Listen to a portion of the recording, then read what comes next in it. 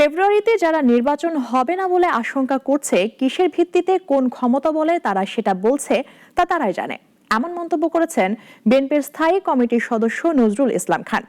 আসন্ন জাতীয় নির্বাচনের প্রস্তুতি জানতে প্রধান নির্বাচন কমিশনারের সাথে দেখা করে তিনি বলেন, বিএনপি নয়, বিশিষ্টজনদের পরামর্শেই না ভোটের প্রস্তাব।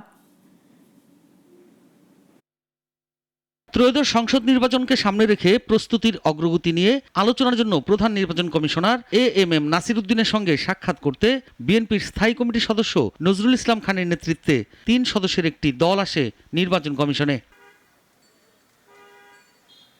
বৈঠক শেষে নজরুল ইসলাম খান জানান, ফেব্রুয়ারিতে যারা নির্বাচন হবে না শঙ্কা করছে, কিসের ভিত্তিতে, কোন ক্ষমতা বলে তারা সেটি করছে সেটি তারাই জানে। তাদের মধ্যে কিছু ভুয়া পাসপোর্ট থাকতে পারে, যারা আসলে আমাদের নাগরিক না, এমন লোকও থাকতে পারে। তো সেক্ষেত্রে আমরা অনুরোধ করেছি যে তাদেরকেও ভোটার করার চেষ্টা করেন এবং তাদের পাসপোর্ট, তাদের ছবি, তাদের বাবা মার নাম, ঠিকানা, এগুলো আপনারা একটু চেক করেন বাংলাদেশে, তাহলে এটা বের হবে যে এটা ভুয়া কি ভুয়া না। যদি দেখা যায় যে এটা সঠিক আছে, তাহলে তারা যদি ভোট দিতে পারে, সেই ব্যাপারে আপনারা একটু চেষ্টা করতে পারেন।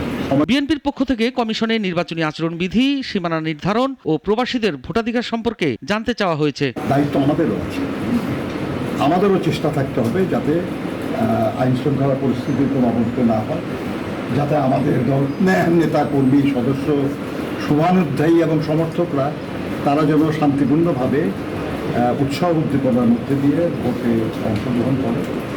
আমরা এবং অন্যান্য যত রাজনৈতিক দল নির্বাচনে অংশগ্রহণ করবো, আমি বিশ্বাস করি যে তাদের সবারই একই মনোভাব থাকবে, ফলে আইন শৃঙ্খলা পরিস্থিতি অবনতি হওয়ার কোনো সম্ভাবনা আমরা দেখি না।